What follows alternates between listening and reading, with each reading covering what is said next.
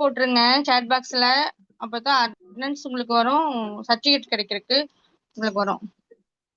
Okay madam. உங்க நம்பரோட போட்டுருங்க.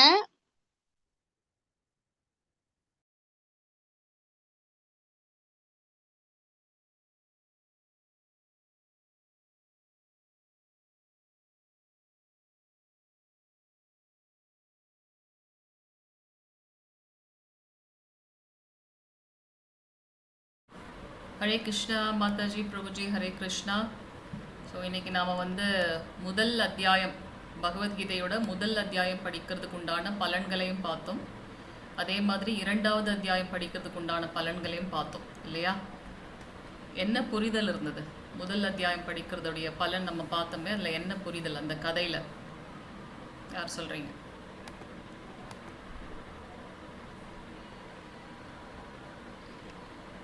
என்னோட வாய்ஸ் கிளியரா இருக்குங்களா? ஸ்கிரீன் தெரியுதுங்களா? தெரியுதுங்க. வாய்ஸ் கிளியரா இருக்குங்களா? கிளியரா இருக்குங்க. Okay okay okay. ஸோ முதல் அத்தியாயம் பார்த்தோம் இல்லையா? முதல் அத்தியாயத்தோட கீதா மகாத்மியம் பார்த்தோம். பத்ம புராணத்துல இருந்து நம்ம பார்க்குறோம். ஸோ அந்த இதில் பார்த்தீங்கன்னா ஒரு விலை மாதுவோடைய அந்த பலனால ஒரு எருதுவாக இருந்தவர் என்ன பண்ணுறாரு, ஒரு ஒரு ஒரு பெரிய புண்ணிய பலன் எடுத்து அவர் என்ன பண்ணுறாரு, அந்த நரகலோகத்திலேருந்து விடுவிக்கப்படுறார் அப்படின்றத நம்ம பார்த்தோம். அவங்க என்ன பண்ணாங்க அப்படின்னா, அவங்க ஸ்ரத்தையாக கூட இருந்து படிக்கல, ஏதோ கிளி சொல்கிறத கேட்டு கேட்டு அவங்க என்ன பண்ணுறாங்க, அந்த மீண்டும் மீண்டும் அந்த கிளி சொன்னதை கேட்டு கேட்டு, அதனால் கீதையில் ஒரு வார்த்தை நாம் படித்தாலுமே கூட நிறைய புண்ணிய பலன்கள் இருக்குது அப்படின்றத நம்ம பார்க்குறோம். ஸோ இப்படி பகவத்கீதை முதல் அத்தியாயத்தை யார் படிக்கிறாங்களோ அல்லது யார் கேட்குறாங்களோ அவங்களுடைய பாவங்கள் எல்லாம் போகின்றது அப்படின்றத நம்ம பார்த்தோம். இரண்டாவது அத்தியாயத்தோட சாரம் நம்ம என்ன பார்த்தோம்? அங்கே பார்த்தீங்கன்னா அங்கே பயம் இருக்காது, பசி இருக்காது அப்படின்றத நம்ம பார்க்குறோம். ஸோ இந்த இரண்டாவது அத்தியாயம் எப்படி நேற்று முதல் அத்தியாயத்தோட தலைப்பு என்ன? முதல் அத்தியாயத்தோட தலைப்பு யார் சொல்றீங்க? நேற்று பார்த்தோம் இல்லையா, அந்த அத்தியாயத்தோட தலைப்பு அர்ஜுன விஷாத யோகம். நன்றி மாதாஜி, ஹரே கிருஷ்ணா. ஓகே, மொத்தம் எத்தனை ஸ்லோகங்கள் இருக்கு இந்த பகவத்கீதையில? 700 ஸ்லோகங்கள் இருக்கு. ஓகே, நம்ம இப்ப எந்த இதன் சார்பாக நம்ம அதை படிச்சுட்டு இருக்கோம்? யாருக்கு கீழே இந்த பகவத்கீதையை படிச்சுட்டு இருக்கோம்? இந்த இயக்கத்தின் பெயர் என்ன? இஸ்கான். அதோட அப்ரிவேஷன், எக்ஸ்பான்ஷன் சொல்லுங்க. International Society for Krishna Consciousness. International Society for Krishna Consciousness. இதை நிறுவின ஆச்சாரியரோட பெயர் என்ன? பிரபுபாதர். அபய சரண் பக்தி வேதாந்த சுவாமி பிரபுபாதர். Hare Hare Hare Krishna. Thank you so much Mataji. Okay, நேற்று நம்ம பார்த்த அத்தியாயத்தோட எத்தனை ஸ்லோகங்கள் இருக்குன்னு பார்த்தோம் முதல் அத்தியாயத்துல? அத்தியாயத்துல அர்ஜுனனுக்கு 83 ஸ்லோகம், சஞ்சயன் 41. முதல் அத்தியாயத்துல மட்டும் 83. மொத்த பகவத்கீதை முழுவதுமாக அத்தனை ஸ்லோகங்கள் பார்த்தோம். நான் என்ன கேக்குறேன்னா, நேத்து நம்ம பார்த்த அத்தியாயம் இருக்கு இல்லையா, முதல் அத்தியாயத்துல மொத்தம் எத்தனை ஸ்லோகங்கள் இருக்கு? மொத்தம் 46 ஸ்லோகங்கள். ஓகே, முதல் ஸ்லோகம் நம்ம யாரு பேசுறதா பாக்குறோம்? திருதராஷ்டிரன் திருதராஷ்டிரர். ஓகே, திருதராஷ்டிரர் யாரு பாண்டவர்களுக்கு? பெரியப்பா. ஓகே, திருதராஷ்டிரருடைய காரியதரிசி யாரு? யார்கிட்ட திருதராஷ்டிரர் என்ன நடந்துக்கிறார்? இல்லையா? ஓகே, ஹரே கிருஷ்ணா. ஓகே, இன்னைக்கு நம்ம அற்புதமாக இது பண்ணியாச்சு. கிளாஸ் போலாம். ஜெய ராதா மாதவா ஜய குஞ்ச பிஹாரி ஜய கோபி ஜனவல்லபா गिरिवरदारी यशोदनन्दन व्रज जनरञ्जन यमुनतीरवर्णचारी हरे कृष्ण कृष्ण कृष्ण हरे हरे हरे राम राम राम हरे हरे.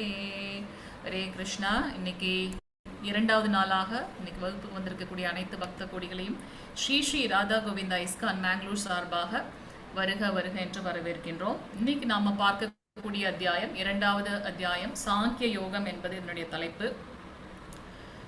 நம்ம வந்து பிரணத்தியோட ஸ்டார்ட் பண்ணிடலாம். ஓம் நமோ பகவதே வாசுதேவாய. ஓம் நமோ பகவதே வாசுதேவாய.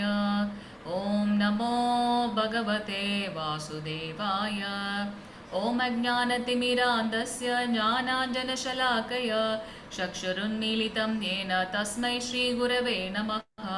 श्रीचैतन्यमनोभीष्टं स्थापितं येन भूतले स्वयं रूपकथामह्यं तथादिस्वपदान्तिकं वन्देऽहं श्रीगुरो श्रीयुतपदकमलं श्रीगुरुन् वैष्णवां च श्रीरूपं साग्रजातं सहगणरघुनाथान्वितं तं सजीवं साद्वैतं सावधूतं परिजनसहितं श्रीकृष्णचैतन्यदेवं श्रीराधाकृष्णपादान् सहगणललिता श्रीविशाखान्वितां च. हे कृष्णा करुणा सिन्धु दीनबन्धो जगद्पते गोपेश गोपिका कान्त राधाकान्त नमस्तुते.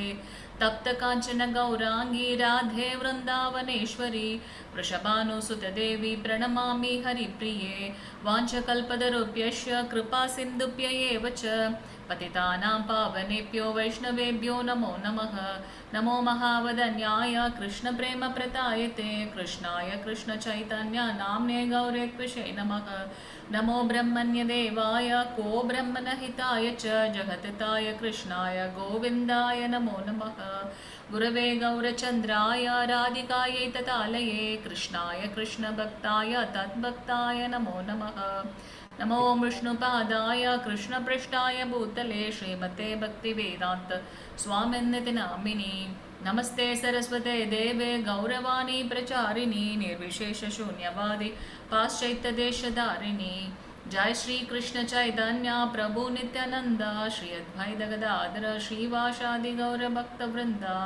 हरे कृष्णा कृष्ण कृष्ण हरे हरे हरे राम हरे राम हरे राम राम राम राम हरे हरे ஹரே கிருஷ்ணா. ஓகே, ஸோ நேத்தியோட சுருக்கம் நம்ம பார்த்துடலாம். திருதராஷ்டிரர் வந்து விசாரிக்கின்றார், கிம் அகூர்வத்த சஞ்சயா. ஸோ அந்த தர்மக்ஷேத்திரம் என்கிற அந்த குருக்ஷேத்திரத்தில் வந்து போர் புரியணுன்றதுக்காக ஒன்று கூடி இருக்க என்னுடைய பிள்ளைகளும் பாண்டுவோட பிள்ளைகளும் என்ன பண்ணாங்க அப்படின்னு அவர் கேட்குறார். அதை தொடர்ந்து திருதராஷ்டிரனுக்காக அவருடைய காரியதரிசியான சஞ்சயன் வந்து எக்ஸ்பிளைன் பண்ணுறாங்க அந்த போர்க்களத்தில் என்ன நடந்தது. அப்போ அதில் வந்து இரண்டாவது ஸ்லோகத்திலிருந்து 11வது ஸ்லோகம் வரைக்கும் துரியோதனன் வந்து எப்படி வந்து தன்னுடைய படையில எத்தனை பேர்லாம் இருக்காங்க, ஃபர்ஸ்ட் அவர் என்ன பண்றாரு, பாண்டவர்கள் சைட்ல யாரெல்லாம் இருக்காங்க அப்படின்றத பார்க்கிறார். அடுத்து தன்னுடைய படையில எப்படிலாம் இருக்காங்கன்றத பார்க்கிறார். தன்னுடைய ஆச்சாரியர், முதல்ல அவர் வந்து பீஷ்மர் கிட்ட போகல, தன்னுடைய ஆச்சாரியரான துரோணாச்சாரியர் கிட்ட போறார். ஏன்னா பீஷ்மர் ஆல்ரெடி சொல்லிட்டார், நான் பாண்டவர்களை வந்து கொல்ல போறதில்லை அப்படின்னுட்டு. அப்போ அவர்கிட்ட போயும் எந்த பலனும் இல்லைன்றதுனால எடுத்த உடனே அவர் என்ன பண்றார், தன்னுடைய அந்த குரு கிட்ட போறார், துரோணாச்சாரியர் கிட்ட. அது மட்டும் இல்லாமல் அவர் வந்து ஒரு அரசியல் சார்ந்தவர் அப்படின்றது நல்லா தெரியுது, துரியோதனன் எப்படிப்பட்டவர் அப்படின்றது.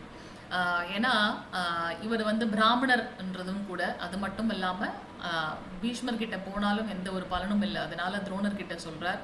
அது மட்டும் இல்லாமல் அவர்கிட்டயே கலைகளை கற்றுக்கொண்டவன். இந்த திருஷ்டத்யும்னால தான் எனக்கு மரணம் வரும் தெரிஞ்சும் துரோணாச்சாரியர் என்ன பண்றார், அவருக்கு அந்த கலையை கற்றுத்தருகின்றார். அந்த ஒரு சின்ன கதையோட நம்ம ஸ்டார்ட் பண்ணலாம், நேத்தோட கதை பாக்கி இல்லையா அது. ஸோ துரோணாச்சாரியரும் அவருடைய நண்பருமாக இருந்த என்ன பண்றாங்க, குருகுலத்துல நல்லா அவங்க வந்து கலைகள் எல்லாம் கற்றுக்கொள்கின்றார்கள். அப்ப என்ன ஆகுது அப்படின்னாக்கா, துரோணாச்சாரியருக்கு ஒரு சமயத்துல வந்து ரொம்ப கஷ்டமா இருக்கு. அப்ப அவங்களோட மனைவி சொல்றாங்க, உங்களுடைய நண்பர் தான் வந்து ஒரு அரசனாக இருக்கார் இல்லையா, அவர்கிட்ட நீங்க போய் கொஞ்சம் பொருளுதவி வாங்கக்கூடாது. அப்ப இவர் போய் கேட்கும்போது அவர் என்ன பண்றாருன்னா, இவரை ரொம்ப கடுமையாக பேசி விட்டுறாரு, ரொம்ப அவமானப்படுத்திடுறார். அப்போ துரோணாச்சாரியர், அதனாலதான் பிராமணர், யூஸ்வலா பிராமணர்கள் வந்து பாத்தீங்கன்னா யாரையும் சார்ந்து இருக்க மாட்டாங்க, கல்வியை மற்றவங்களுக்கு எடுத்து சொல்லுவாங்க, விக்கிரக வழிபாடு எப்படி பண்றதுன்னு சொல்லுவாங்க, சாஸ்திரங்களை படிப்பாங்க, படிச்சு மற்றவங்களுக்கும் கற்று தருவாங்க. ஸோ இங்கே ஓகே நம்மளால் முடியாதுன்றதுனால அவர் என்ன பண்ணுறார், இந்த கலையை மற்றவங்களுக்கும் கற்றுத்தரணும், சத்திரியர்களுக்கு கற்றுத்தர வேண்டும் அப்படின்னு அவர் வந்து உறுதி பூண்டுகிறார். அது மட்டும் இல்லாமல் தன்னை இப்படி இழிவுபடுத்திய தன் நண்பனை வந்து பார்த்தீங்கன்னா வெற்றி பெறணும், அவனுடைய அந்த அகங்காரத்தை அழிக்கணும் அப்படின்னு நினைக்கிறார். அப்படியாகத்தான் இவர் என்ன பண்றார், கௌரவர்கள் 100 பேர் பிளஸ் பாண்டவர்கள் 5 பேர், 105 பேருக்கும் அவர் வந்து கலையை கற்றுத் தருகின்றார், அந்த மார்ஷல் ஆர்ட்ஸ். அந்த போர்க்கலையில ரொம்ப பிரியமானவர் வந்து அர்ஜுனன். ஏன்னா குருவோட எண்ணம் என்னவோ அதை அப்படியே வந்து அவர் வந்து பிரதிபலித்தார். ஸோ அப்போ அர்ஜுனன் வந்து பார்த்தீங்கன்னா தன்னுடைய ஆச்சாரியனுடைய அந்த குருவோடைய ஆசையை வந்து அவர் பூர்த்தி பண்ணுறார். அவருடைய அந்த நண்பன் அவரை வந்து கஷ்டப்படுத்தினாரே அவர்கிட்ட. அப்போ அவர் ஒரு சத்திரியர் வந்து இப்படி தோற்று போனதுனால அவர் என்ன பண்ணுறாரு, ஒரு யக்ஞம் வளர்க்குறார். யக்ஞம் வளர்த்து இந்த துரோணாச்சாரியரை கொல்றதுக்கு எனக்கு வந்து ஒரு மகன் வேணும்னு யக்ஞம் வளர்க்குறார். அந்த யக்ஞத்துலேருந்து வந்தவர் தான் திருஷ்டத்யும்னன் அப்படின்னு பார்க்கும். அந்த திருஷ்டத்யும்னன் தன்னை கொல்ல போறான்னு தெரிந்துமே கூட ஒரு பிராமணனுடைய குணம், தனக்கு என்ன தெரியுமோ அதை ஒளிவு மறைவு இல்லாமல் எடுத்து சொல்லணும். ஏன்னா அதுதான் இப்போ நான் என்னுடைய தர்மம். அப்போ அதை செய்தார். அதை இங்கே துரியோதனன் வந்து பார்த்தீங்கன்னா சுட்டி காட்டுகின்றார். அவன் வந்து அவனால தான் உங்களுக்கு மரணம் சம்பவிக்கும் தெரிஞ்சு கூட நீங்கள் கலையை கற்றுக் கொடுத்தீங்க. இப்போ அவன் தான் வந்து உங்களுக்கு முன்னாடி நிற்கிறான்.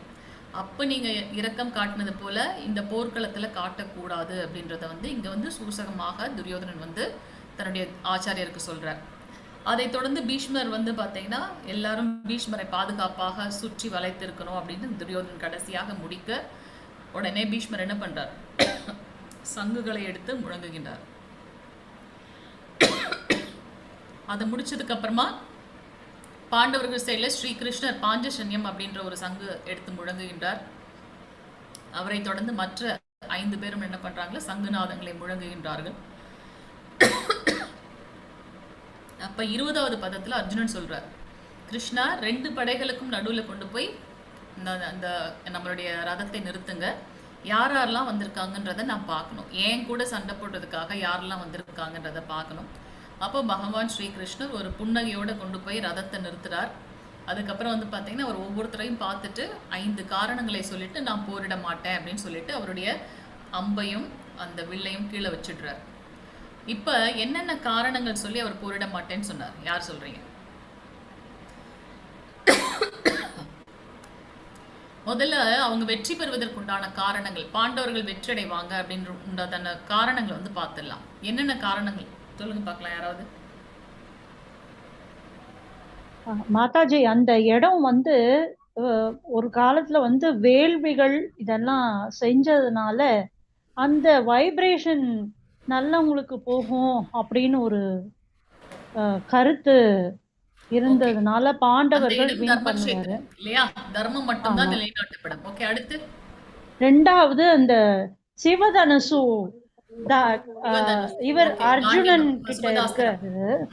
3வது வந்து ஆமா 3வது வந்து லக்ஷ்மியோடைய கணவன் மாதவனே வந்து அர்ஜுனனுக்கு உதவியா இருக்கிறது.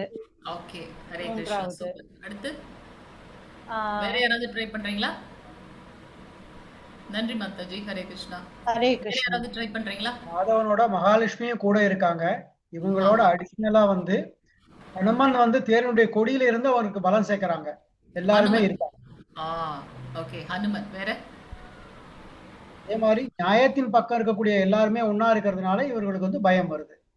தர்மம் மட்டுமே ஜெயிக்கும்ங்கறதுனால ரிஷிகேஷர் அக்னி தேவர் கொடுத்த ஒரு தேர். அது மட்டும் இல்லாம இங்க துரியோதனன் வந்து என்ன சொல்றாருன்னா, எனக்காக உயிரை கொடுக்க வந்திருக்காங்கன்னு சொல்லிடுவார். அவர் சொல்றாரு இல்லையா, எல்லார பத்தி எக்ஸ்பிளைன் பண்ணும்போது, தியக்த ஜீவித, எனக்காக அந்த ஜீவனமே கொடுக்கறதுக்காக வந்திருக்காங்க அப்படிங்கிறார்.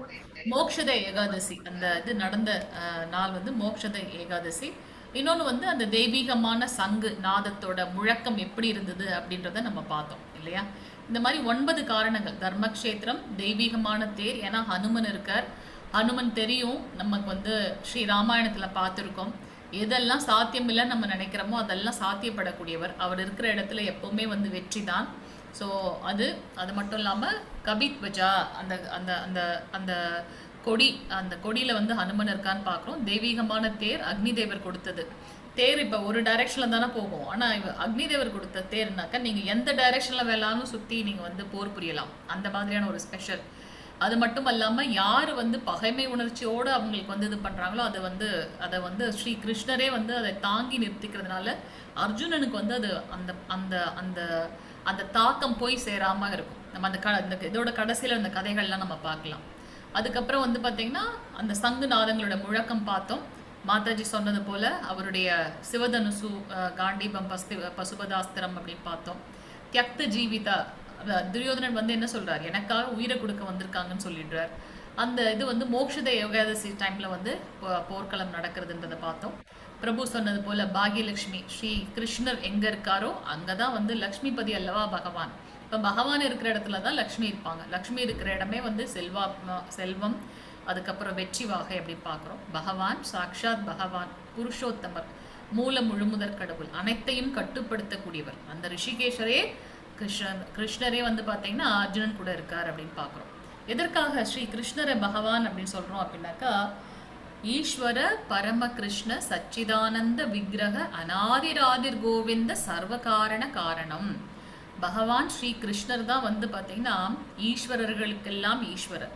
யோகேஸ்வரன் நம்ம பார்க்குறோம், அவரே வந்து பரம ஆளுநன் பார்க்குறோம். ஸோ ஈஸ்வர பரம கிருஷ்ண சச்சிதானந்த விக்கிரக, அவர் எப்படிப்பட்டவர் அப்படின்னாக்கா, ரொம்ப நித்தியமான பூரணமான தேஜஸை கொண்ட ஒரு உண்மையான ரூபம் கொண்ட பகவான் அப்படின்றதெல்லாம் பார்க்குறோம். வரப்போகிற இதில் நம்ம அதெல்லாம் பற்றி பார்ப்போம். 5 காரணங்களை சொல்லி போரிட மாட்டேன்னு சொன்னார். அந்த காரணங்கள் என்னென்ன, யார் சொல்றீங்க? 5 காரணங்கள் சொன்னார் இல்லையா, என்னென்ன காரணம்? இரக்கம், இன்பமின்மை, பாவச்செயல், குடும்ப பாரம்பரியம், இருமனம். ஹரே போல், ஹரே கிருஷ்ணா. ஸோ 5 காரணங்களை சொல்லி போரிட மாட்டேன்னு சொன்னார். அந்த 5 காரணங்களுக்கும் வந்து பார்த்தீங்கன்னா இன்னைக்கு பகவான் ஸ்ரீ கிருஷ்ணர் என்ன பண்ணுவார், கவுண்டராக்ட் பண்ண போறார், பார்க்க போறோம் இன்னைக்கு. ஸோ அவர் வந்து இரக்கம், இவங்களெல்லாம் கொன்னுடுறேனே அப்படின்னு ரொம்ப பாவப்படுறார். அப்ப பகவான் சொல்றார், நீ யாரையுமே கொல்லவில்லை, இதெல்லாம் என்னது, இந்த உடல் வந்து அழியக்கூடிய ஒன்று. ஸோ இது நம்ம பார்க்கிறோம். இந்த அத்தியாயம் வந்து பாத்தீங்கன்னா கீதையின் உட்பொருள் சுருக்கம். பகவத்கீதை படிக்கிறதன் மூலமாக நமக்கு என்ன தெரிகின்றதோ அது எல்லாமே இதுல இருக்கு. குமுதரவி மாதாஜி, நான் உங்களை கோஹோஸ்ட் பண்ணியிருக்கேன். யாராவது சத்தம் பேக்ரவுண்ட் வந்ததுன்னா அதை பாத்துக்கோங்க. யூடியூப்ல வந்து டிஸ்டர்பன்ஸா இருக்கும். ஹரே கிருஷ்ணா. ஹரே கிருஷ்ணா. ஸோ அங்கே வந்து பார்த்தீங்கன்னா அவர் என்ன சொல்கிறார், நீங்கள் யாரையுமே வந்து கொல்லலை. ஏன்னா இந்த உடல் வந்து அழியக்கூடிய ஒன்று. குழந்தையா இருக்கும்போது நமக்கு ஒரு உடல் இருந்திருக்கும். நம்ம வளர வளர அந்த உடல் அழிஞ்சு போச்சு தானே, வேற ஒரு உடல் தானே இருக்குது. சின்ன வயசில் இருக்கும்போது நமக்கு எடுத்துக்கொண்ட அந்த அந்த உடுப்புகள் வந்து அந்த ட்ரெஸ் வந்து பார்த்தீங்கன்னா வளரும்போது அதே நம்மளால் போட முடியுதா? இல்லை. அப்போது இந்த உடல் வந்து அழியக்கூடிய ஒன்று. ஆனால் அந்த உள்ளார இருக்கக்கூடிய ஜீவாத்மா அழிவற்றுது. நம்ம ஒருத்தவங்க இறந்துட்டாங்கன்னா நம்ம வந்து என்ன சொல்கிறோம், போயிட்டாங்க, அவங்க அங்கே தானே இருக்காங்க. அப்போ அங்கே போனது எது அப்படின்னு பார்த்தீங்கன்னா அதுக்குள்ளார இருந்த ஜீவாத்மா. அந்த ஜீவாத்மா எப்போவுமே நித்தியமானது. நம்ம முதல் நாள் இன்ட்ரடக்ஷன்லேயே பார்த்தோம். நிறைய பேர் நிறைய கருத்துக்களை சொல்லலாம். ஆனால் எது வந்து உண்மையானது, எந்த சோர்ஸ்லேருந்து நம்ம கேட்குறோன்றது முக்கியமான ஒன்று இல்லையா. அதிகாரப்பூர்வமான குரு சீட பரம்பரையிலேருந்து வந்தவங்க கிட்ட இருந்து நம்ம ஞானத்தை பெற்றுக்கொள்ள வேண்டும். இல்லைன்னா கூகுளை விட பெஸ்ட்டான ஒரு குரு இருக்க முடியுமா நமக்கு? எல்லா விஷயமே அந்த கூகுளில் கிடைச்சிருது இப்போல்லாம். இப்போ அதை தாண்டி இப்போ ChatGPT, பெர்ப்ளெக்சிட்டி, மெனி திங்ஸ் வந்துருச்சு இப்போல்லாம் இல்லையா. ஸோ அதனால இந்த அதிகாரப்பூர்வமான குரு சீட பரம்பரையிலேருந்து கேட்கணும் அப்படின்றது ரொம்ப முக்கியமான ஒன்று. பிரத்யக்ஷ பிரமாணம் அப்படின்றதையும் நம்ம பார்த்தோம், சப்த பிரமாணம் பார்த்தோம், அனுமான பிரமாணம் பார்த்தோம். இந்த ஞானம் எப்படி கிடைக்கப்பெறணும் அப்படின்னாக்கா சப்த பிரமாணம், குரு சீட பரம்பரை மூலமாக. ஏன் குரு அப்படின்னா நம்ம 4வது அத்தியாயத்தில் வந்து பார்க்க போகிறோம் இல்லையா. ஸோ குரு கிட்ட தன்னை உணர்ந்தவர்கள், அந்த குரு கிட்ட நாம் வந்து தன்னடக்கத்தோட பணிவிடைகள்லாம் செய்து அவங்க கிட்ட அடக்கத்தோடு நம்மளுடைய சந்தேகங்களை கேட்டு அதை தீர்த்து கொள்ளணும் அப்படின்னு சொல்கிறார். ஸோ இங்கே பகவான் சொல்கிறார், இந்த உடல் அழியக்கூடிய ஒன்று, ஆனால் உள்ளே இருக்கக்கூடிய ஆத்மா நித்தியமானது. அதனால தான் முழுவதுமாக பகவத்கீதையில் படிச்சுக்க வேண்டிய விஷயத்த நம்ம இந்த 2வது அத்தியாயத்தில் பார்க்குறோம். லெவல் 2ல் ஒரு ஸ்லோகமாக படிக்கும்போது உங்களுக்கு இன்னும் அந்த புரிதல் நல்லாயிருக்கும். ஸோ இது வந்து சாங்கிய யோகம், சமஸ்கிருதத்தில் சாங்கிய யோகம் பார்க்குறோம். ஸோ இதில் வந்து நித்தியமான ஒன்றை பற்றி நம்ம நிறைய படிக்க போகிறோம். அதுதான் ஜீவாத்மாவோட தன்மைகள். ஸோ இதில் வந்து பார்ப்போம் நம்ம அந்த அந்த ஜீவாத்மா நம்ம சொல்கிறோமே அதோட தன்மைகள் எப்படி இருக்கும், அதோட அளவு என்ன, அதனுடைய குணங்கள்லாம் என்ன அப்படின்றதெல்லாம் அதில் பார்க்குறோம். 2வது வந்து இன்பமின்மை. என்ன அது இன்பமின்மை அப்படின்னா, அவர் சொல்கிறார் இல்லையா, இந்த மாதிரி என்னுடைய சொந்த உறவினர்கள்லாம் கொண்டுட்டு நான் என்ன சந்தோஷத்தை அடைய போகிறேன். அதற்கு பகவான் சொல்கிறார், சாஸ்திரத்தைப்படி போர்க்களத்தில் எவரொருவர் மரணத்தை தழுவுகின்றார்களோ அவர்களுக்கு சொர்க்கம் நிச்சயம். அதே மாதிரி இங்கே வென்று நான் இறந்துட்டேன் அப்படின்னாக்கா சொர்க்கத்துக்கு போயிடுவேன், நான் உயிரோட வெற்றி வாகை சூடிவிட்டால் எனக்கு இந்த ராஜ்யம் இல்லையா? அப்ப இங்க எல்லாமே வின் வின் தானே. எங்க அங்க வந்து நீ அங்க தோல்வின்றதே கிடையாது. இறந்தாலும் சொர்க்கம், நம்ம இங்க நீ வென்று விட்டால் நீ ராஜ்யத்தை பரிபாலனை பண்ணலாம். அப்ப ரெண்டுமே இன்பம் தானே. எங்க இங்க இன்பமின்மை அப்படின்றத சொல்றார். அடுத்து பாவச் செயல்.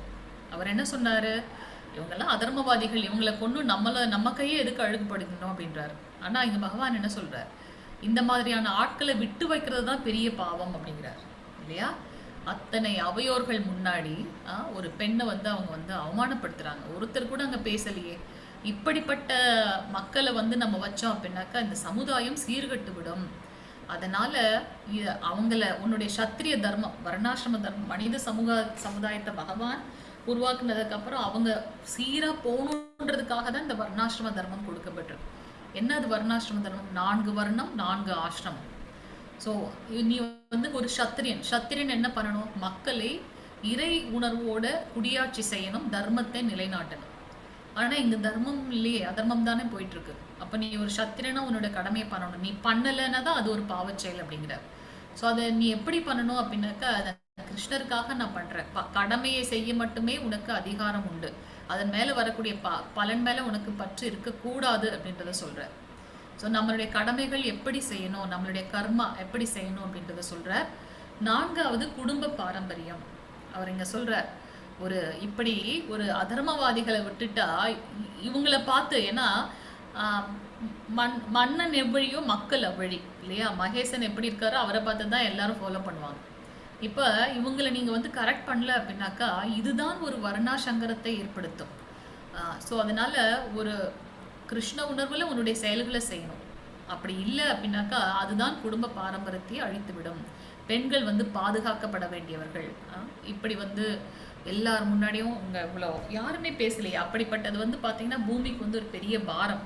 அதனால இதெல்லாம் நீ வந்து தடுத்து நீங்க வந்து ஒரு முன்மாதிரியாக இருக்கணும்னு சொல்றாரு. அடுத்து வந்து பார்த்தீங்கன்னா இருமன், ஒரே குழப்பம் அப்படின்னு சொல்றாரு இல்லையா? அதுக்கு பகவான் சொல்றாரு, நீ வந்து என்னது, நான் சொல்ற வார்த்தைக்காக நீ எடுத்து உன்னுடைய செயலை செய்யணும், உறுதியோடு இருக்கணும் அப்படின்றத பற்றிலாம் சொல்றார். ஸோ இன்னைக்கு நம்ம ஒரு இதாக நம்ம வந்து பார்த்துடலாம். ஸோ முந்தைய அத்தியாயத்தில் நம்ம பார்த்தோம், சஞ்சயன் வந்து திருதராஷ்டிரர்கிட்ட எக்ஸ்பிளைன் பண்றார். எக்ஸ்பிளைன் பண்ணி அந்த வில்லு அம்பெல்லாம் வச்சுட்டு என்னால் ஒரே குழப்பமா இருக்கு, என்னால் சண்டை போட முடியாதுன்னு சொல்லி சோர்ந்து அமர்ந்து விட்டான்னு சொன்ன உடனே திருதராஷ்டிரருக்கு மனசுல ஒரு சின்ன ஒரு சந்தோஷம். ஆஹா, அப்போ அவங்க சண்டை போடலை போல இருக்குன்னு சந்தோஷப்படுறாரு. அது அப்படி இல்லை அப்படின்றத காட்டுறதுக்காக தான் இந்த 2வது அத்தியாயம் ஸ்டார்ட் ஆகுது அப்படின்றத நம்ம இங்க பார்க்கலாம். ஓகே, ஸோ இவர் வந்து பார்த்தீங்கன்னா சஞ்சயன் சொல்றார், இப்படி சோர்ந்து அமர்ந்த அர்ஜுனனை பகவான் ஸ்ரீ கிருஷ்ணர் ஊக்கப்படுத்தி இங்க போருக்கு வந்து தயார்படுத்துறார் அப்படின்றத வந்து நம்ம இங்க பார்க்க போறோம் இல்லையா? ஸோ அர்ஜுனனுடைய இருமனம், நேத்தே நான் சொன்னேன், அந்த கடைசி இது வந்து பார்த்தீங்கன்னா அடுத்த அத்தியாயத்திலையும் தொடரும் அப்படின்ட்டு. முதல் 10 ஸ்லோகங்கள் வரைக்கும் அர்ஜுனன் வந்து அந்த இருமனம் குழப்பத்திலே இருக்கிறத பத்தி சொல்றார். அடுத்தது வந்து பார்த்தீங்கன்னா இந்த உடல்னா என்ன, ஆன்மானா என்ன அப்படின்றத வந்து பகவான் சொல்ல போறார் 11-30வது ஸ்லோகத்துல. அடுத்தது நமக்கு விதிக்கப்பட்ட கடமைகளை நாம பற்றின்றி செய்ய வேண்டும் அப்படின்றத 31-37 வரைக்கும். நிஷ்காம கர்ம யோகம் அப்படின்னாக்கா ஒரு பலனை எதிர்பார்க்காமல் செய்யக்கூடிய செயல்கள். இதை செஞ்சா எனக்கு இது வரும், அது வந்து பௌதிகமான கண்ணோட்டம். பகவானுக்காக நம்ம பண்றோம், அதுல வந்து நம்ம வந்து எதையும் எதிர்பார்க்காம பண்ணணும், அந்த மாதிரி ஒரு பாவம் இருக்கிறது நிஷ்காம கர்ம யோகம் அப்படின்னு பார்க்குறோம். அதுக்கப்புறம் இப்படி அவர் இதெல்லாம் நரேட் பண்ணும்போது அர்ஜுனனுக்கு திருப்பி கேள்வி, அப்படி கூட யாருன்னா இருப்பாங்களா என்ன, பலனை எதிர்பார்க்காம செயல்களை செய்யக்கூடியது, அப்படி ஒரு பற்றின்று செய்யக்கூடிய அந்த அவங்களுடைய குணங்கள் எப்படி இருக்கும் அப்படின்றத அவர் கேட்க பகவான் அவங்கள பற்றிலாம் இங்கே எக்ஸ்பிளைன் பண்ணுறாரு அப்படின்றத நம்ம பார்க்கலாம். ஓகே, ஓம் நமோ பகவதே வாசுதேவாய, ஓம் நமோ பகவதே வாசுதேவாய, ஓம் நமோ பகவதே வாசுதேவாய, ஓம் ஸ்ரீ கிருஷ்ண பரமாத்மனே நமக. அத த்விதீயோத்தியாயக சாங்கிய யோகோ நாம. ஹரே கிருஷ்ண. யாராவது இந்த 2வது ஸ்லோகம் வாசிக்க முடியுமா? மாதாஜி வாசி. ஸ்ரீ பகவானுவாச்ச குதஸ்வா கஸ்மலமிதம் விஷமே சமுபஸ்திதம் அநார்யஜுஷ்டமைஸ்வர்யம் ஐஸ்வர்ய கீர்த்திகரமார்ஜுன கீர்த்திகரமார்ஜுன. மொழிபெயர்ப்பு மாஸ்டர். மொழிபெயர்ப்பு. புருஷோத்தமனான முழுமுதற் கடவுள் கூறினார், எனது அருமை அர்ஜுனனே, உன்னிடம் இது போன்ற களங்கங்கள் எங்கிருந்து வந்தன? வாழ்வின் மதிப்பை அறிந்த மனிதனுக்கு இவை தகுதியற்றவை. இவை மேலுலகங்களுக்கு கொண்டு செல்வதில்லை, அவமானத்தை கொடுக்கின்றன.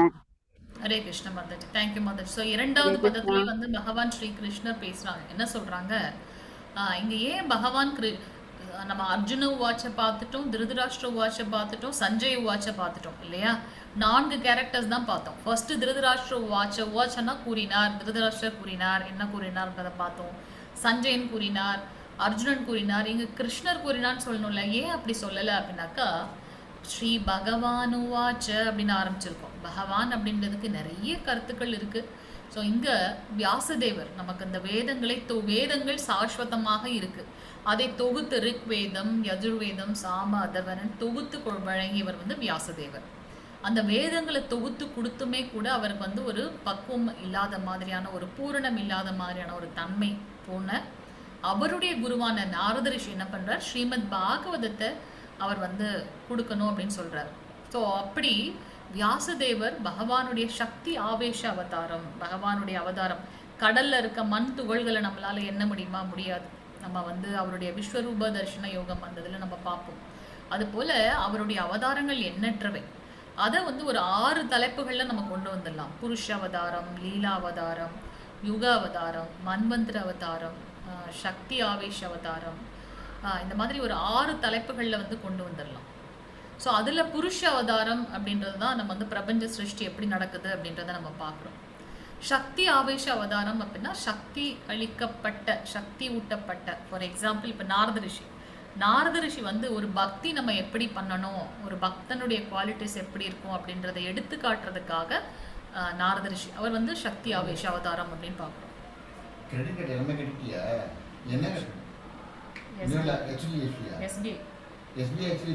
SBI கிளாஸ் போயிட்டு. ஸோ இங்கே நாரத ரிஷியோடு வந்து பார்த்தீங்கன்னா பகவானுடைய சக்தி ஆவேச அவதாரம் அப்படின்னு பார்க்குறோம். ஸோ வியாசதேவர் வந்து பார்த்தீங்கன்னா அது போல் கிரந்த ரூபத்தில் பகவான் இருக்கார். ஸ்ரீமத் பாகவதத்தில் பார்க்குறோம் இல்லையா? அந்த வியாசதேவருடைய தந்தை பராசர முனிவர், அவர் வந்து பகவான் ஸ்ரீ கிருஷ்ணரை வந்து பகவான் அப்படின்னு சொல்லியிருக்கார். ஏன் அப்படின்னாக்கா முந்தநேத்து கிளாஸ்ல வந்து நம்ம பார்த்தோம்னு நினைக்கிறேன். பகவான் என்ன அர்த்தம் யாராவது சொல்ல முடியுமா? யார் இதுல முதல் நாள் கிளாஸ் அட்டென்ட் பண்ணீங்க? ஓரியன்டேஷன் ப்ரோக்ராம் யாருன்னா அட்டென்ட் பண்ணீங்களா? எதுக்காக இங்க ஸ்ரீ கிருஷ்ணர் வாட்ச்னு சொல்லாம பகவான் வாட்ச்னு சொல்றோம்? ஹரே கிருஷ்ணா, நான் பேசுறது கேக்குதா? லைன்ல இருக்கீங்களா? செல்வம், புகழ், பலம், அழகு, அறிவு மற்றும் தியாகம் இவற்றை முழுமையாக உடைய பரமபுருஷரே பகவான். ஹரி ஹரி ஹரி போல். ஓகே, 6 குணங்கள், கல்யாண குணங்கள் கூர்மையாக இருக்கு, ஐஸ்வர்யங்கள் கூர்மையா இருக்குன்னு பாக்குறோம். அழகு, அறிவு, வலிமை, அடுத்து செல்வம், புகழ், பலம், அழகு, அறிவு மற்றும் தியாகம். தியாகம். இந்த 6 விஷயங்களையும் பூரணமாக இருக்கு. ஒவ்வொருத்தவங்களுக்கும் ஏதாவது ஒண்ணு இருக்கும், ஒண்ணு இருக்காது, 2 இருக்கும், இன்னொன்னு இருக்காது. ஆனா பகவான் இடத்துல அனைத்துமே பூரணமாக இருக்கிறதுனால ஸ்ரீ கிருஷ்ணரே இங்க புருஷோத்தமர், ஸ்ரீ பகவான் அப்படின்னு சொல்லப்பட்டிருக்கார். அவர் வந்து இங்க என்ன சொல்றார், கஷ்மலமிதம், இந்த மாதிரி நம்ம சொல்லுவோம் இல்லையா, சென்னை பாஷையில வந்து சொல்லுவோம் கஷ்மாலம் அப்படின்னு சொல்லுவாங்க. சில படங்கள்ல கூட நம்ம பார்த்துருக்கோம். அங்க கஷ்மலம் அப்படின்னாக்கா அழுக்குகள், களங்கங்கள். இந்த மாதிரியான களங்கங்கள் உங்ககிட்ட எங்கிருந்து வந்துச்சு அர்ஜுனான்னு கேட்கிறார் ஸ்ரீ கிருஷ்ணர். என்ன மாதிரியான களங்கங்கள்?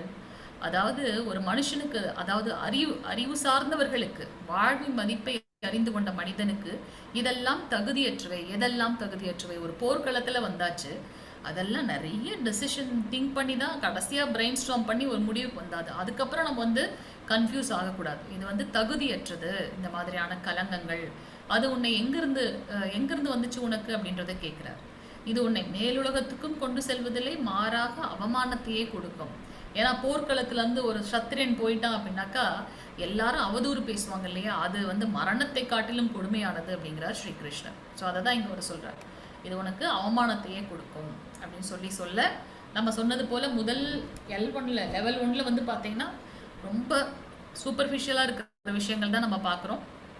வாழ்வியலுக்கு உண்டான பாடம் நேற்று ஒவ்வொருத்தரும் உங்களுடைய இதை ஷேர் பண்ணீங்க. அதுபோல் இந்த 2வது அத்தியாயத்தில் நம்ம என்ன பார்க்குறோம் அப்படின்னாக்கா சரணாகதி.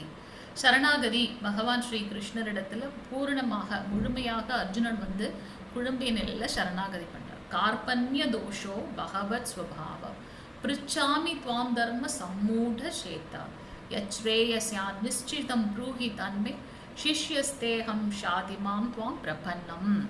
உங்களிடத்தில் சரணடைந்த சீடன் நான். ஏன்னா எனக்கு நீங்க ஒரு குருவாக இருந்து செயல்படணும். பகவான் ஸ்ரீ கிருஷ்ணருக்கும் அர்ஜுனனுக்கும் இடையில நிறைய உறவுகள் இருந்தது. நண்பனாக இருந்தாங்க. தன்னுடைய சொந்த தங்கையை சுபத்ராவை மணமுடித்து கொண்டார் அர்ஜுனன். ஸோ அந்த விஷயத்துல அத்தையோட மகன், இந்த மாதிரி உறவு ரீதியாக இத்தனை விஷயங்கள் இருந்தாலும் இங்க அர்ஜுனன் வந்து ஸ்ரீ கிருஷ்ணத்துல என்ன சொல்றாரு, உங்ககிட்ட சரணடைந்த சீடன் நான், எனக்கு சரியான வழி எது அப்படின்றத எனக்கு காட்டுங்க அப்படின்னு சொல்லி அர்ஜுனன் வந்து பகவான் இடத்துல சரணடைகின்றார். இந்த சரணாகதிக்கு அப்புறம் தான் ஸ்ரீ கிருஷ்ணர் என்ன பண்றார், இந்த பகவத்கீதை என்னும் அந்த உயர்ந்த விஞ்ஞானத்தை அர்ஜுனனுக்கு வழங்க போகின்றார். இப்படியாக அர்ஜுனன் மூலமாக நமக்கும் இந்த ஞானம் கிடைக்கின்றது. சரணாகதி அப்படின்னா என்ன அப்படின்னாக்கா, அவர் மட்டும்தான் கதி, வேற எதுவுமே வந்து மனசுல தோண்டாது. இப்ப நம்ம இதுல வந்து பாத்தீங்கன்னா கஜேந்திர மோக்ஷம் அப்படின்னு பாக்குறோம். கஜேந்திர மோக்ஷம், கஜேந்திரன் வந்து ஆதி மூலமே அப்படின்ட்டு பகவான் ஸ்ரீ கிருஷ்ணரிடத்துல மட்டும்தான் அவர் சரணாகதி பண்ணார். வேற யாரையும் அவர் கூப்பிடவே இல்லை. ஸோ முழுமையாக பூரணமாக இவரை தவிர்த்து எனக்கு வேற யாருமே இல்லைன்னுட்டு நம்ம ஒரு கடைசி பாயிண்ட்ல போய் நிற்போம் இல்லையா, அந்த மாதிரி அர்ஜுனன் வந்து பகவான் இடத்துல சரணாகதி பண்றார். அதுதான் வந்து பூரணமான சரணாகதி. அந்த சரணாகதிக்கு அப்புறமா வந்து பார்த்தீங்கன்னா அர்ஜுனனுக்கு பகவான் இந்த ஞானத்தை வழங்குகின்றார். இதெல்லாம் கதைகள், அது நம்ம என்னைக்கு நமக்கு ஃப்ரீயா இருக்கோ அன்னைக்கு நம்ம வந்து இந்த கதைகள்லாம் பார்க்கலாம். ஓகே, ஸோ இதில் வந்து நம்ம என்ன பார்க்குறோம்னாக்கா, பகவான் ஸ்ரீ கிருஷ்ணன் சொல்றார், நீ வந்து அறிவாளி போல பேசுற மாதிரி பேசுற, ஆனா அந்த மாதிரி அறிவாளி கிடையாது, நீ வந்து பண்டிதா கிடையாது. ஏன் அப்படின்னாக்கா, எதுக்கெல்லாம் கவலைப்படக்கூடாதோ அதுக்கெல்லாம் நீ கவலைப்படுற. தேவையற்ற இடத்துல உன்னுடைய கருணையை காட்டுகின்றார். பக்தர்களுடைய சுபாவம் எப்படி அப்படின்னா பர துக்க துக்கி, அதாவது மற்றவங்களோட கஷ்டத்தையும் தன்னோட கஷ்டமா நினைச்சுக்குவாங்க. ஆனா இந்த இடத்துல இந்த களத்துல வந்து தேவையற்ற ஒன்று. ஏன்னா இவன் வந்து ஒரு அசுரத்தனமான குணம் இருக்கு, அதர்மத்துல இருக்காங்க, எல்லாம் அனலைஸ் பண்ணி தான் நம்ம இங்க வந்திருக்கோம். இந்த சமயத்துல ஏன் குரு கிட்ட சண்டை போடணுமா, என்னுடைய உறவினர்கள் கிட்ட சண்டை போடணுமான்னு ஒரு குழப்பம் வருது இல்லையா, அது வந்து தேவையற்ற ஒன்று. கவலைப்பட வேண்டாதவற்றிற்காக நீ கவலைப்படுகின்றாய். ஸோ இது வந்து அந்த இரக்கம் சொல்றார் இல்லையா, நான் இவங்களை கொண்டுடுவேனேன்ட்டு, அதுக்காக அவர் சொல்றார். கற்றறிந்த ஞானிகள், அந்த பண்டிதா எப்படி இருப்பாங்க, வாழ்பவர்களுக்காகவோ அல்லது மாண்டவர்களுக்காகவோ வருந்துவதே இல்லை. ஏன் அவர் அப்படி சொல்றார், யாராவது சொல்ல முடியுமா? ஏன் வந்து இங்க பகவான் அப்படி சொல்றார்? அறிஞர்கள் அப்படின்னாக்கா எல்லாத்தையும் தெரிஞ்சு கொண்டவங்க, அறிந்தவர்கள் இல்லையா, கற்றறிந்தவர்கள். அவங்க வாழ்றவங்களுக்காகவும் இறந்தவங்களுக்காகவும் வருந்துறதே இல்லை. ஏன்? யாராவது சொல்ல முடியுமா ஏன்? அவர் ஆன்மாக்களா பாக்குறாரு, அவங்கள மனிதர்களா பார்க்கல. ஹரே கிருஷ்ணா. அவர் வந்து இந்த உடல் சார்ந்து பார்க்கல பகவான். அவர் என்ன சொல்றார், அவங்க வந்து அந்த அறிஞர்கள் வந்து எப்படி பார்ப்பாங்க, இது வந்து ஒரு ஆத்மா, இந்த ஆத்மா வந்து என்னது, நித்தியமானது, இந்த உடல் தான் அழியும், ஆத்மா வந்து அழியாது அப்படின்றத பார்க்கலாம். அது மட்டும் இல்லாம பகவான் கிருஷ்ணர் என்ன பண்றார், பொறுமையா அவர் சொல்ற எல்லா கதையும் கேட்டுட்டு அதுக்கப்புறமா அவருக்கு வந்து எக்ஸ்பிளைன் பண்றார். ஸோ இங்க நம்ம பார்க்குறோம், இந்த அந்த குழந்தை வந்து பார்த்தீங்கன்னா சின்ன உடல்ல இருந்து அப்படியே நம்ம வந்து நம்ம இங்க பாருங்க, கௌமாரம் யௌவனம் ஜரா ததா தேகாந்தர பிராப்தி தீரஸ்தத்ரண முக்கியதி. ஸோ இந்த உடலை உடையவன் தேகினோஸ்மின் யதா தேகி, இந்த உடலை உடையவன் எப்படி மாறுறாங்க பாருங்க, சின்ன வயசு இளமை முதுமை அப்படின்னு கடந்து செல்வது போல ஆத்மா மரணத்தின் போது ஒரு உடல்ல இருந்து இன்னொரு உடலுக்கு மாறிடும். இத நிதானமான புத்தியுடையவர்கள் இந்த மாதிரி மாற்றத்தால திகைப்பதே இல்லை. நம்மளே பார்க்குறோம் நம்மளுடைய உடம்பு வந்து எப்படி மாறி இருக்கு. அப்ப அந்த உடல் இறந்து விட்டது தானே, இப்ப எனக்கு கிடைச்சிருக்கிறது வேற ஒரு உடல். முதுமையை அடையும் போது மீண்டும் குழந்தை பருவத்துக்கு ஏற்றது போல நான் சுருங்கி விடுவேன். ஸோ இது வந்து தன்மை, இதுதான் நார்மலா நடக்கக்கூடிய ஒரு விஷயம். இதை பார்த்து நீ திகைக்க வேண்டாம். நிறைய நீங்க வந்து நியர் டெத் எக்ஸ்பீரியன்ஸோ இல்லை வந்து பூர்வ ஜென்ம அடுத்த மறுபிறப்பி அப்படின்றதெல்லாம் நீங்க போட்டு பார்த்தீங்கன்னா நிறைய விஷயங்கள் வரும். இது வந்து மகாத்மா காந்தி இருந்தப்ப ஒரு பேசப்பட்ட ஒரு ரொம்ப பிரதானமான ஒரு விஷயம் இப்போவும் ஆன்லைன்ல நமக்கு கிடைக்கும். ஸோ அவங்க வந்து பார்த்தீங்கன்னா முந்தின பிறவில் அவங்க ஒருத்தருடைய மனைவியாக இருந்திருக்காங்க. இப்போ 5 வயது குழந்தை அவங்களுக்கு அந்த ஞாபகம் வந்த உடனே சொல்லிட்டே இருக்காங்க, அந்த இடத்துக்கு போகணும், அந்த இடத்துக்கு போகணும். அங்கே போய் பார்த்தா இவங்க பூர்வ ஜென்மத்தில் அவருடைய மனைவியாக தான் இருந்திருக்காங்க. அங்கே என்னென்ன விஷயங்கள் அவங்க 2 பேருக்கும் நடுவில் நடந்ததோ அதெல்லாம் இப்போ அவங்க எக்ஸிபிட் பண்ணுறாங்க. இந்த இடத்துல நான் இதை வச்சிருக்கேன் அவங்க சொல்றதெல்லாம் நடக்குது. ஸோ இதெல்லாம் வந்து உண்மை அப்படின்றத நம்ம பார்க்குறோம். ஸோ ஒரு மரணத்தின் போது நம்ம உடம்புல இருக்கக்கூடிய அந்த ஆத்மா அந்த உடல் எடுத்ததற்கு உண்டான கர்மங்கள்லாம் முடிஞ்சதுக்கு அப்புறம் என்ன சுபாவத்தில் இருக்கோ அதற்கு ஏற்றாற் போல இன்னொரு உடலுக்கு அது மாறி விடுகின்றது. இதுதான் வந்து நடக்கிற விஷயம். இதெல்லாம் ஒரு அரசனாக அர்ஜுனனுக்கு ஏற்கனவே தெரியும். அதை தான் இங்க வந்து சொல்றார், கஷ்மல்லம் அப்படின்றார். இந்த மாதிரியான விஷயங்களால அறிஞர்கள் ஆக மாட்டாங்க, கலங்கமடை மாட்டாங்க. நீ ஏன் இப்படி கலங்கமடைகின்றே அப்படின்றார். அடுத்தது ஆத்மா. இந்த ஆத்மான்றது எப்படிப்பட்டது அவர் சொல்லிட்டார். ஓகே, இந்த உடல் வந்து அழிஞ்சு போயிடுது, உள்ள இருக்க ஆத்மா நித்தியமானது. அது எப்படி நித்தியமானது அப்படின்றத நம்ம இங்க பார்க்கிறோம். ஆத்மாவை எந்த ஒரு ஆயுதத்தால துண்டு துண்டா வெட்ட முடியாது, அதை நெருப்புல போட்டு எரிக்க முடியாது, தண்ணியில போட்டு மூழ்கடிக்க முடியாது, அது போல வேகமா காத்தடிச்ச உலர்த்த முடியுமான முடியாது. ஸோ இந்த ஆத்மா வந்து பார்த்தீங்கன்னா நித்தியமான ஒன்று, அதுக்கு அழிவு என்பதே கிடையாது. ஏன் அப்படின்னா நாமெல்லாம் பகவானுடைய ஒரு அங்கம்.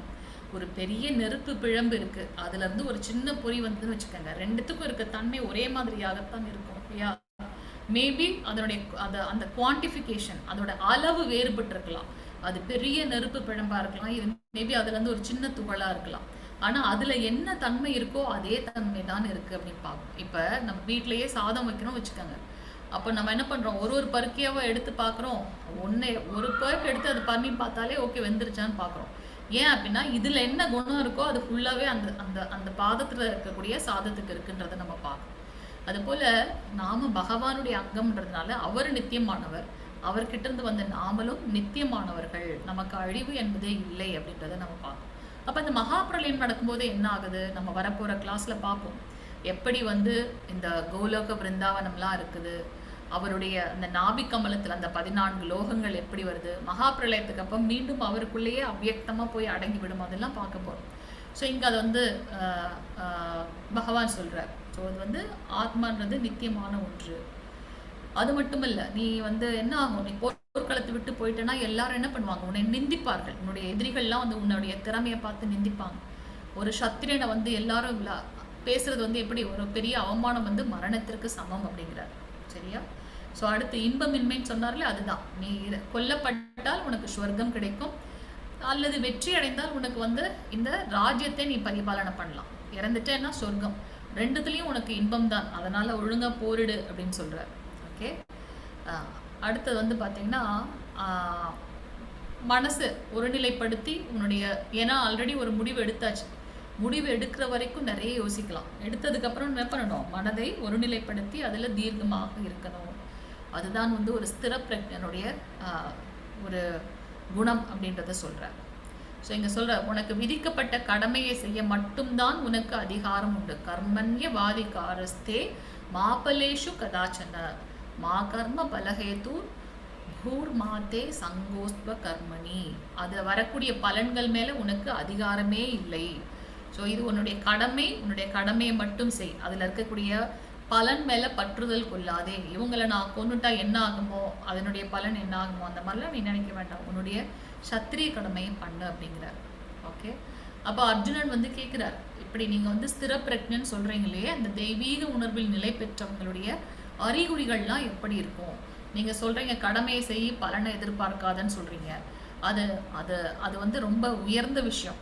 அந்த மாதிரி செய்கிறாங்க இல்லையே, அவங்களுடைய அறிகுறிகள்லாம் எப்படி இருக்கும், அவங்க எப்படி நடந்து கொள்வார்கள், அவங்களுடைய பாவம் எப்படி இருக்கும், அவங்களுடைய மொழி எப்படி இருக்கும், எப்படி பேசுவார்கள், இதை பற்றிலாம் அவர் கேட்குறார். அப்போ அதுக்கு வந்து பகவான் ஆன்சர் பண்ணுறான். என்ன சொல்கிறார்? ஸ்ரீ பகவான் வாச்ச பிரகதி யதா காமன் சர்வான் பார்த்த மனோகதான் ஆத்மன் ஏவாத்மனா துஷ்ட ஸ்தித பிரஜ்ஞதோச்யதே சொல்கிறாருங்க. நம்ம பார்க்குறோம் பிரலாத் மகாராஜர் வந்து 5 வயது குழந்தை. அவர் இன்ன வரைக்கும் பகவானை பார்த்ததே இல்லை. அவர் குழந்தையாக சிசுவாக அவருடைய தாயோட கருவில் இருக்கும்போது கயாத்து நாரத ரிஷி பகவானுடைய குண ரூப லீலைகளெல்லாம் வந்து சொல்றார், எக்ஸ்பிளைன் பண்றார்.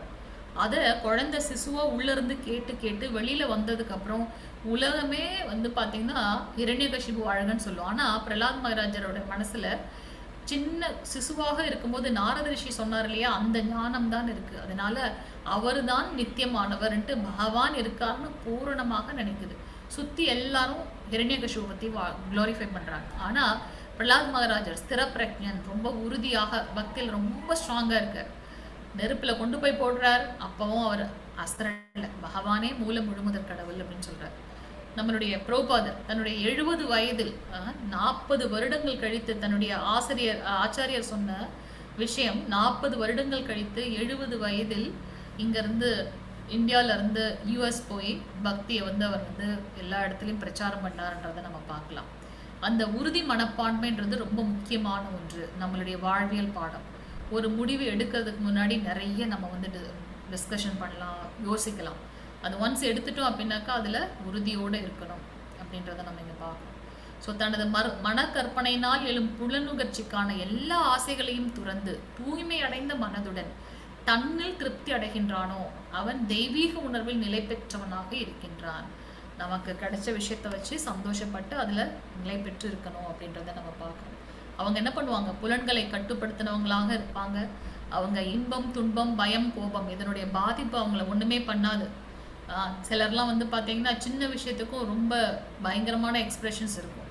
ஆனால் இந்த ஸ்திர பிரஜர்கள் தெய்வீகமான தன்மையில் இருந்தவங்க இன்பம், துன்பம் எல்லாத்தையும் ஒரே நிலையில் எடுத்துகிட்டு போவாங்க. அங்கே இருமைன்றதே இருக்காது. அவங்க எப்படி இருப்பாங்க அப்படின்னாக்கா, ஒரு ஆமை எப்படி ஏதாவது அதுக்கு ஆபத்துன்னு தெரிஞ்சால் டக்குன்னு அது உள்ளே சுருக்கிக்கும். அது போல் நம்மளுடைய இருக்கக்கூடிய இடத்துல ஏதாவது புலனுகர்ச்சி விஷயங்கள் இருந்தது அப்படின்னா அந்த இடத்துல அவங்க இருப்பதே கிடையாது. ஸோ தன்னுடைய புலன்களை கட்டுக்குள் வைத்திருப்பார்கள். ஆசைகள்லேருந்து விடுபட்ட வாழ்க்கையை அவங்க வாழ்கிறாங்க அப்படின்றதெல்லாம் நம்ம இங்கே பார்க்குறோம். ஸோ அடுத்தது பார்த்தீங்கன்னா, இங்கே புலநோக்கு பொருட்களை சிந்திப்பதால் மனிதன் அதன் மேல் பற்றுதலை வளர்த்துக் கொள்கின்றான். அப்போ இங்கே ஸ்ரீ கிருஷ்ணர் இடத்துல அர்ஜுனன் கேட்குறார், இப்போது நான் ஒரு செயலை செய்ய வேணாம் நினைச்சாலும் எனக்கு பார்த்தீங்கன்னா நான் வீழ்ச்சி அடைந்து விடுகின்றேனே, அதனுடைய காரணம் என்ன அப்படின்னு சொல்லி கேட்குறார். இப்போ நம்ம திரௌபதி வஸ்திராபரணமே பார்க்குறோம், சூதுன்றதை நம்ம பார்க்குறோம். அது மேலே நான் பற்று இல்லை, அது செய்யக்கூடாதுன்னு நினைச்சாலும் நம்ம அதில் வீழ்ச்சி அடைந்து விடுகின்றோமே, அதுக்கு என்ன காரணம் அப்படின்னு அர்ஜுனன் கேட்க அதுக்கு பகவான் சொல்றார், காமம் தான் காரணம். அது எங்கிருந்து ஆரம்பிக்குது, புலநோக்கு பொருட்களை சிந்திப்பதா. இப்போ நம்ம பார்த்தீங்கன்னா நிறைய ஆடு போகுது டெலிவிஷனில், ஏதாவது அந்த ப்ரொவிஷனல் ஸ்டோர் போனோன்னா நம்மளே அறியாமல் அந்த இடத்துல தான் போய் நிற்போம், அந்த ப்ராடக்ட் முன்னாடி தான் நிற்போம். ஏன் அப்படின்னா அவ்வளோ தூரம் நம்ம கேட்டிருக்கோம் அதை பற்றி, இல்லை அதை பற்றி பார்த்துருக்கோம். ஸோ இந்த புலநோக்கு பொருட்கள், ஐம்புலன்கள், கண், காது, மூக்கு, நாக்கு, தொடு உணர்வுன்னு பார்க்குறோம். இந்த ஐம்புலன்களும் ஏதோ ஒரு விஷயத்தின் மேலே பற்றுதலாக இருக்கும்போது நம்ம என்ன பண்ணுறோம், அதுலேருந்து கொஞ்சம் கூட இல்லை, அதில் ரொம்ப ஸ்ட்ராங்காக அது வேணுமே வேணும் அப்படின்னு நம்ம நிற்கிறோம். ஸோ அதை நான் அடையாத பட்சத்தில் அந்த காமம், பேராசை என்னவா மாறுது அப்படின்னாக்கா கோபமாக மாறிடுது. அதை அடையாத பட்சத்தில் எனக்கு பயங்கர கோபம் வருது. அந்த கோபம் வரும்போது என்ன பண்ணுறேன், நான் ஒரு பூரணமான மயக்க நிலைக்கு தள்ளப்படுகின்றேன். நான் என்ன பண்ணுறேன்னு எனக்கே தெரியல, என்னுடைய நிலையை நான் மறந்து விடுகின்றேன். அப்போ என்னுடைய அறிவு இழக்கப்பட்டு நான் என்ன பண்ணுறேன், இந்த ஜட வாழ்க்கையில் வீழ்கின்றேன். இதுக்கு ஒரு சின்ன கதையை சொல்லி நம்ம இது பண்ணிக்கலாம். ஸோ இங்கே பார்த்தீங்கன்னா ஒருத்தர் என்ன பண்ணுறார், அவருக்கு நண்பர்கள் எல்லாம் சொல்கிறாங்க, இந்த காரு ரொம்ப டாப் எண்ட் மாடல் பயங்கரமான இருக்கும், அது தான் அதோட ஃபீச்சர்ஸ் எல்லாம் சொல்ல அவர் என்ன பண்ணுறாரு, அதை பற்றி நிறைய ரிசர்ச் பண்ணுறாரு. பண்ணி அதை வாங்கணும்னு ரொம்ப கஷ்டப்பட்டு நிறைய உழைச்சி அந்த கார் மேலே அவ்வளோ ஒரு பற்று அவருக்கு. வாங்கிடுறாரு, அவர் நினச்சது போலே வாங்கிடுறாரு. வாங்கி என்ன பண்ணுறாரு, காலையில் எந்திரிச்ச உடனே அந்த காரை பார்க்கறது, க்ளீன் பண்ணுறது, எப்போ அது மேலே அவ்வளோ பற்று அவருக்கு. ஒரு நாள் என்ன ஆயிடுது, அவருடைய சின்ன குழந்தை என்ன பண்ணுது, அந்த காரில் போய் ஏதோ கிறுக்கிடுச்சு. அதை பார்த்த உடனே இவருக்கு செம்ம கோவம் வந்துருச்சு.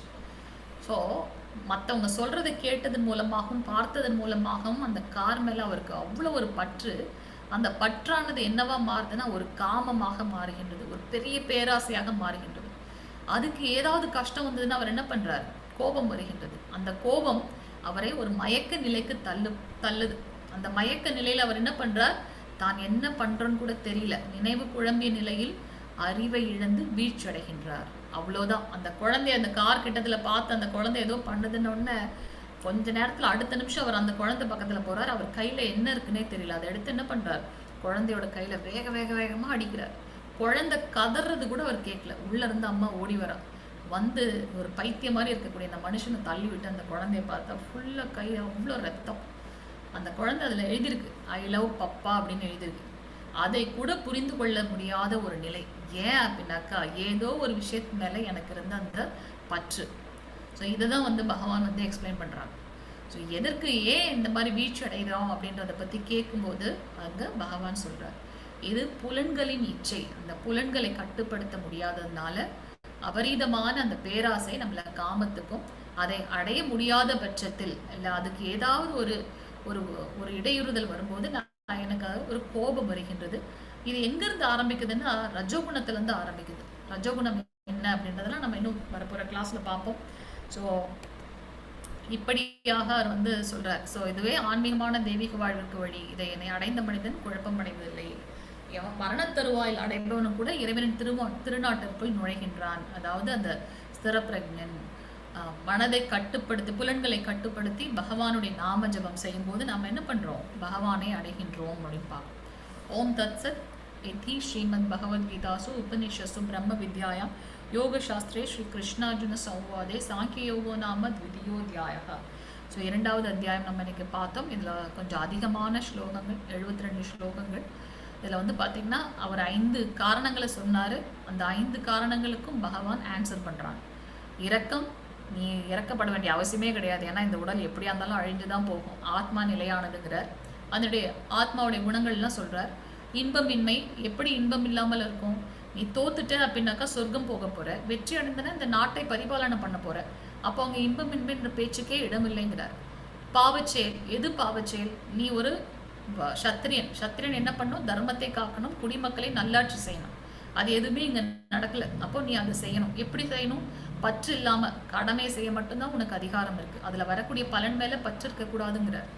குடும்ப பாரம்பரியம், எது குடும்ப பாரம்பரியம், பெண்கள் போற்றி பாதுகாக்கப்பட வேண்டியவர்கள். இப்படி எல்லா அவையோர் முன்னாடியும் ஒரு அரசன் இப்படி இருந்தா, அவன் இந்த நாட்டை ஆண்டானா அவனை ஃபாலோ பண்ண வேண்டிய மக்கள் எப்படி இருப்பாங்க. இது வந்து இதுதான் வர்ணா சங்கரம். அதுதான் வந்து தேவையற்ற சமூகத்தை கொண்டு வரும். அதை தடுக்கிறதுக்கு ஒரு முன்மாதிரியாக இருக்கணும்னு சொல்றார். இருமனம், குழம்ப வேண்டிய அவசியமே இல்லை, நான் சொல்றேன் நீ போரிடு அப்படின்னு சொல்லி அவர் முடிக்கின்றார். ஸோ இப்படியாக அந்த சாங்கிய யோகம், கீதையின் உட்பொருள் சுருக்கம் அப்படின்ற அந்த அத்தியாயத்தை பார்த்தோம். ஏதாவது கேள்விகள் கருத்துக்கள் இருந்தால் சொல்லலாம். வாஞ்சகல்பதருப்யஸ்ய கிருபா சிந்துபியவச்ச பதிதானாம் பாவனேபியோ வைஷ்ணவேபியோ நமோ நமக. அனந்த கோடி வைஷ்ணவ விருந்த की जय. नामाचार्य शील हरिदास ठाकुर की जय. जगद्गुरु श्रील प्रभुपाद की जय. नित्य गौर प्रेमानंदे हरि हरि बोल. हरे कृष्णा माता जी, प्रभु जी हरे कृष्णा.